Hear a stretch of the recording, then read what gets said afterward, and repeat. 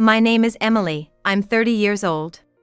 I'm in my 5th year of marriage to my husband Hugo, who is 2 years older than me. We both work and don't have kids yet, but we've been living happily together. However, recently, something about Hugo's behavior has been off. We're both getting busier at work and I guess we're running out of patience, but his words have been increasingly sharp. Hey, have you been slacking off on the housework lately? No, I don't think so. Really? It looks to me like you're cutting corners and slouching around. That's not true. It's a busy time, and it's only natural that some things are left undone. You didn't make excuses like that when we were newlyweds. You used to take care of things much better. I never thought you were the kind of woman to use work as an excuse. And your job's not even that serious, right? There's only so much you can do. I had my own complaints. Hugo has been working late and on weekends lately, hardly ever at home. He leaves earlier in the morning than I do and comes back late at night. Naturally, the time we spend talking or eating together has decreased. I know he's busy, but isn't this overworking? Maybe that's why he's always on edge and takes out his frustrations on me over small things. Now, whenever we see each other, we end up fighting over trivial matters. I was genuinely worried about him. Hey, aren't you overworking yourself? Maybe you should take a break. What? What are you talking about? I don't need to be lectured about my job by you. Just leave me alone. Hugo yelled and quickly retreated to his room. His way of abruptly ending the conversation, as if he didn't want to talk about his work, struck me. And the sweet scent of perfume I smelled from Hugo's suit as he walked away was on my mind. It was a fragrance not suited to his taste, as if asserting the presence of another woman close to him. To doubt my husband like this. But it might just be my imagination. Once work calms down, we should be able to talk it out. I clung to that faint hope. But the discord between us kept growing deeper day by day. Then, one day, as I was crossing the street after work, I was hit by a car that ran a red light and was sent flying. My memory is fuzzy, but apparently, a passerby called an ambulance, and I was quickly taken to the hospital. Thanks to the swift treatment, my life wasn't in danger, but I ended up with bruises and a fracture that would take 2 months to heal. Since I'll be hospitalized for a while, I needed to ask Hugo to prepare my things. We hadn't been talking properly lately. He'd been ignoring me whenever I tried to speak to him. I was dreading it, but in this situation, Hugo was the one I had to rely on. I decided to call him. But he didn't answer the phone right away. Eventually, it went to voicemail. I kept calling persistently, and finally, Hugo answered. What do you want? You keep calling. It's annoying. Can't you see I'm busy working? Hugo's voice was full of anger as he answered. But I couldn't back down. This was an emergency. Listen, I was in an accident. I got hit by a car. I'm going to be hospitalized for a while, so I need you to bring me some things. Please. His response was unbelievable. What? Hospitalized because of an accident? That's your own fault, right? Deal with it yourself. Don't rely on me. I'm busy, so don't contact me for a while. What? Hey, Hugo, are you still on the phone? Oh, sorry. I'm done now. Seriously, what a stupid woman. Before I could say anything in return, Hugo hung up. I was left in shock. Why? Isn't he worried that his wife was in an accident? He didn't even offer to help or ask how I was. He just yelled at me and hung up. And the sweet female voice I heard just before he hung up. My suspicions turned into certainty, and my heart sank. At the same time, a flame of anger ignited within me. Fine, if that's how it is, I have my own plans. I'll make sure he regrets underestimating me. And to do that, I need to heal properly first. I resolved myself, but before I could take my revenge, fate reached Hugo faster. Emily, I heard your husband, Hugo, died in an accident. What? What are you suddenly talking about? One day, out of the blue, my best friend Mina shocked me with this news over the phone. I rushed to Hugo's place.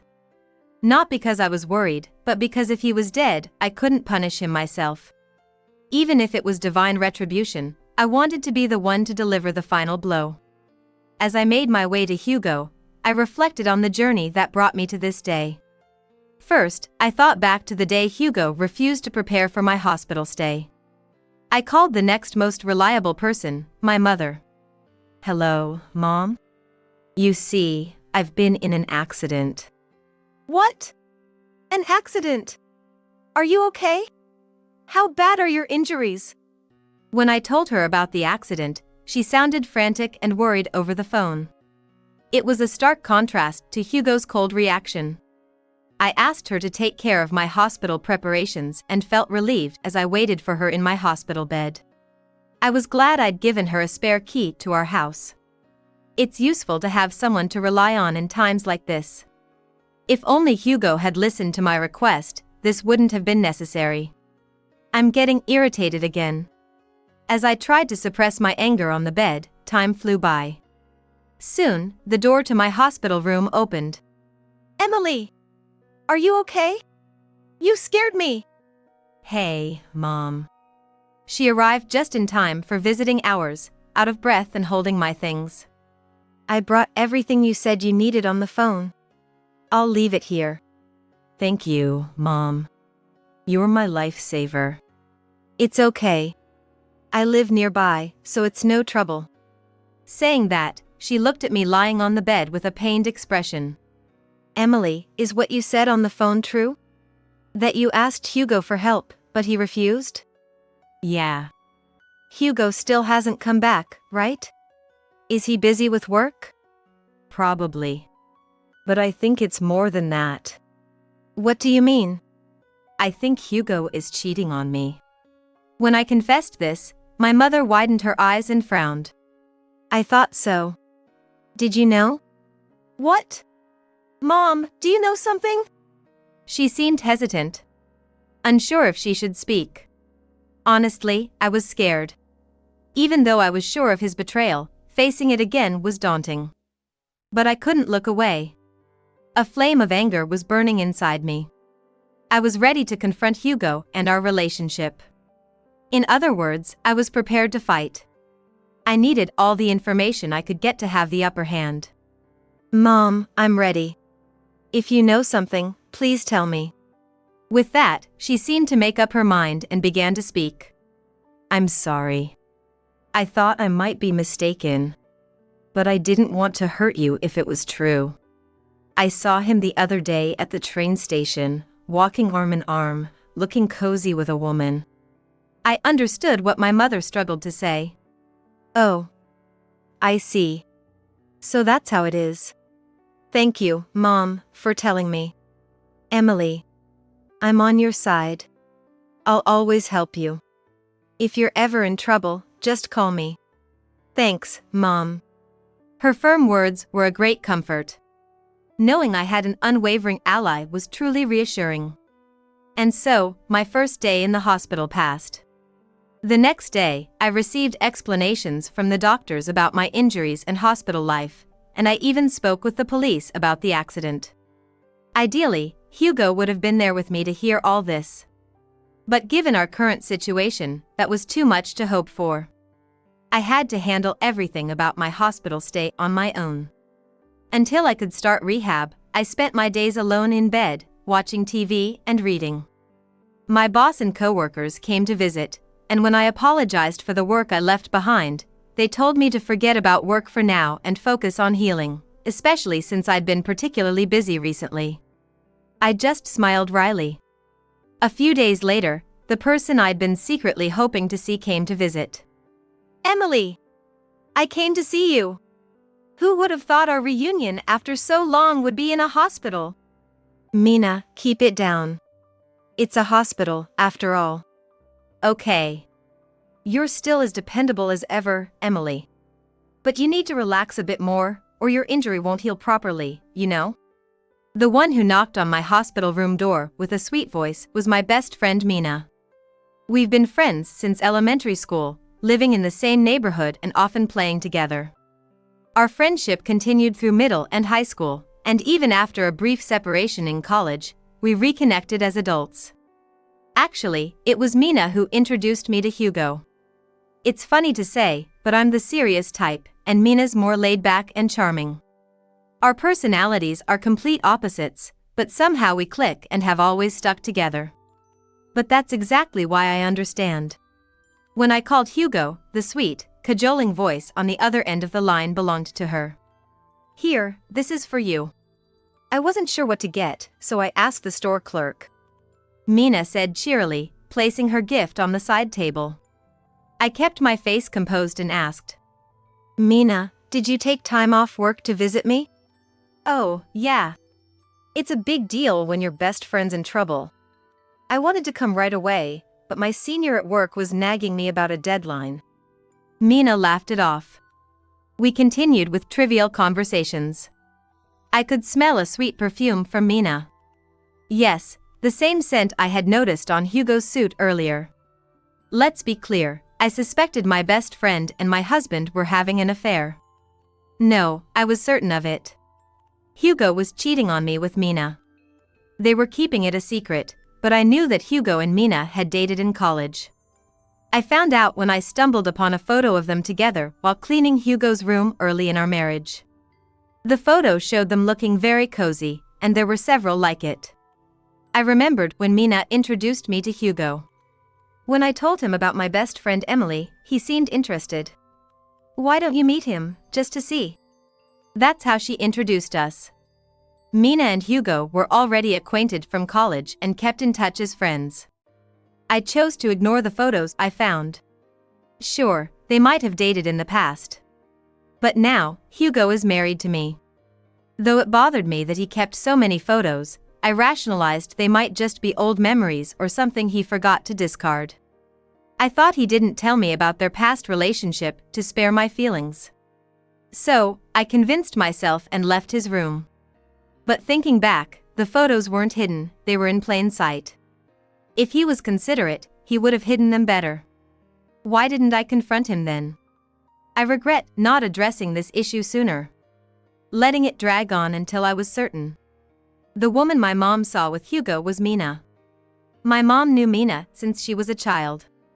Though they hadn't met as adults, she'd recognize Mina's grown-up face.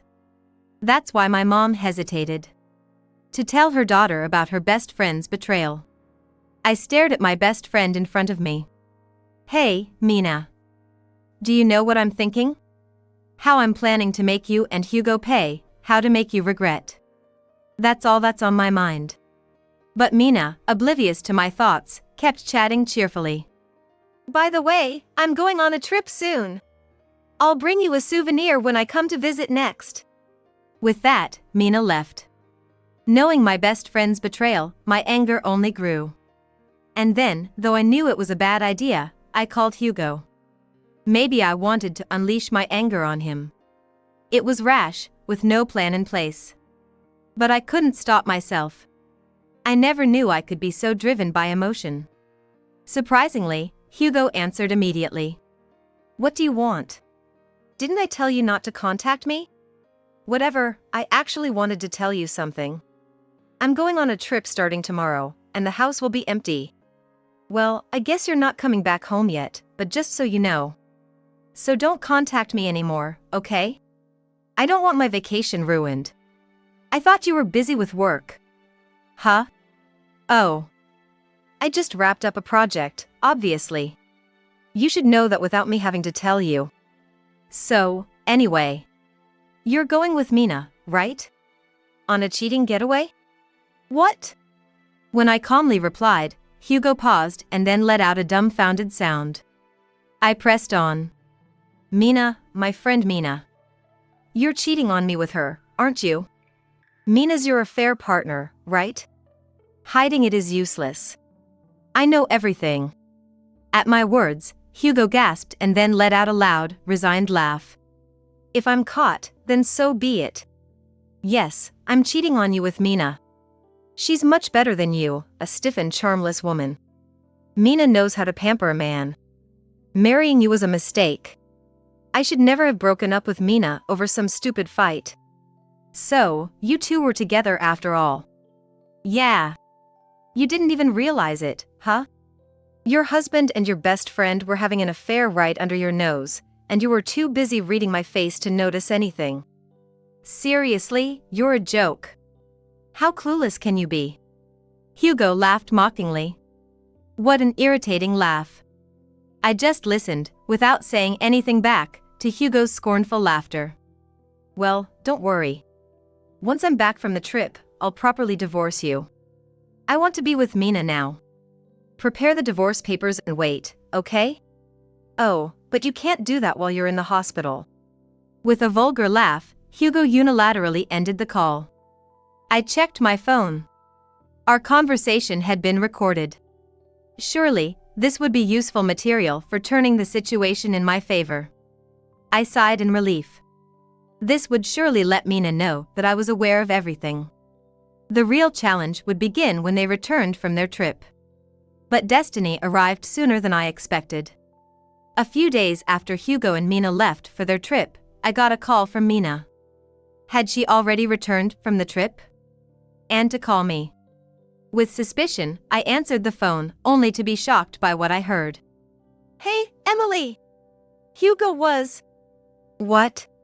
What's wrong, Mina? Calm down. He's dead. Died in an accident. His body was all mangled. What? What are you suddenly saying? Isn't Hugo with you on a trip? That's true, but... Mina's incoherent words left me confused. Through Mina's sobbing, I managed to piece together the story. They were supposed to return home from their trip today. They got into an accident on their way back. Someone nearby had called an ambulance, and they were rushed to the hospital. Hugo was hit by a car. He was thrown, and there was so much blood, and his arms and legs were all twisted, and he's not responding to me. What should I do, Emily? I listened to Mina's words calmly. I was surprisingly composed. Probably because I no longer had feelings for my husband or best friend. I even thought it might be divine retribution. It turned out that Hugo was taken to the same hospital where I was admitted. Using my crutches, I hurried to where Hugo was. I couldn't let him die just like that. I had to confront him myself. I explained the situation to a nearby nurse, who hastily contacted someone and accompanied me to the surgery room. Hugo was still alive. He was seriously injured and still in surgery, but he was alive. Mina, who had come with the ambulance, was sitting slumped in the corridor outside the surgery room. She seemed to have lost all her strength. As soon as she saw me, she started crying loudly. I'm so glad. I was so scared. Mina cried like a child, and I looked down at her with cold eyes. In the past, I would have comforted her when she cried. But now, I had no desire to get involved with Mina any further. I silently left and returned to my room. Soon, the nurses, notorious for their love of gossip, spread the word that my husband was brought to the hospital after an accident with his mistress on their way back from a trip. According to the nurses, Hugo was sure to have lasting injuries from the accident. I decided to wait until Hugo was well enough to have a conversation. I also informed his parents about his accident. When they learned about his affair, they dismissed it as his own doing. With my mother's help, I began preparing for the divorce. Then, the day finally came. The meeting was arranged through my mother. The location, Hugo's hospital room. As my mother, my in-laws, and I were about to enter, we heard a man and a woman arguing inside. That's what I'm saying. If you hadn't suggested going on that trip, none of this would have happened. It's all your fault. You're a jinx. Take responsibility for it. What are you talking about? Don't blame me. It was Hugo's fault for not looking ahead. It's his own fault for not paying attention. I have nothing to do with it. I even paid for most of the trip. If you're going to say that, give me back all the money I spent. What? You were the one who offered to pay. I didn't ask for it. You should pay for all the hospital bills and future expenses. I was utterly dismayed. Even in this situation, they were still blaming each other. I deliberately opened the hospital room door with a loud noise. Hugo, firmly fixed to the bed, and Mina at his side, looked at us in surprise. Emily! Wait, it's not what you think. It's all Mina's fault. I'll make her take responsibility. Don't blame me. And Emily is my best friend, she's on my side. Ignoring their argument, I tossed the divorce papers onto the bed. Can you sign this quickly? Huh? Emily? Oh, you can't be in that state, can you? Don't worry, if you agree to the divorce, someone can sign on your behalf. Wait. I don't want a divorce. Didn't you say to prepare the divorce papers and wait? I did just that. I regret cheating, okay? But now, in this situation, I realize I need you. I love you the most. So. Really? After all you've said? I played back the recorded conversation from the phone call. Hugo's abusive words filled the room. He was shocked, not expecting to be recorded. As I turned up the volume, curious nurses peeked in from the open door. Stop it! As Hugo shouted, the playback ended, and I took a deep breath. After hearing all that, do you think I still want to be your wife? You're the one who brought up divorce first. Saying you need me or love me now is too late. You just want someone to take care of you in the future, right? I don't want anything to do with that. My love for you ran out long ago. The only thing I can give you now is this divorce paper. That's it. At my sharp words, Hugo groaned in frustration. Then my in-laws stepped forward, scolding him. You idiot son! What do you think Emily is, huh? She's not someone you can just use at your convenience. You cheat and then have the nerve to act like this? The only thing you can do now is agree to the divorce. I'll sign for you if I have to. How could you cheat? Disgusting. I must have raised you wrong. Don't bother Emily any more than you have. Have some decency. Dad, Mom, aren't you on my side? There's no one on your side here. And you. It turns out you were lying about being busy, right? When I informed your company about your hospitalization, your boss said you haven't been focused at work recently and have been taking a lot of time off. It was all for your affair, wasn't it? I explained everything to your boss. What? What did you do? Well, if that's wrong, you can correct it yourself. Upon hearing this, Hugo bit his lip. It seemed my guess was right. The busy with work excuse was a lie. Hugo was busy with his affair. I was truly appalled. I turned my gaze to Mina. She flinched under my look, trembling. At that moment, Mina's parents, who I had invited, entered the room.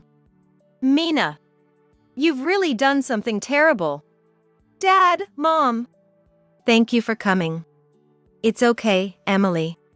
Thank you for letting us know. We'll take care of Mina. Emily, you should get the divorce papers signed quickly. Wait. Why are you all? Listen to my side too. Mina's parents were of course acquaintances since our childhood. I was the one who had summoned them here. Mina was dragged to a corner of the hospital room and was given a stern lecture. I then turned my gaze back to Hugo. If you absolutely refuse to agree to the divorce, I'm prepared to take this to court. So, what's it going to be? A court case? Stop beating around the bush and decide quickly. I demanded sharply. Hugo slumped, defeated, and let out a weak voice of agreement. The divorce papers were filled out by my father-in-law, who wrote Hugo's name in a surprisingly elegant hand. Oh, and just so you know, I'll be demanding alimony, of course.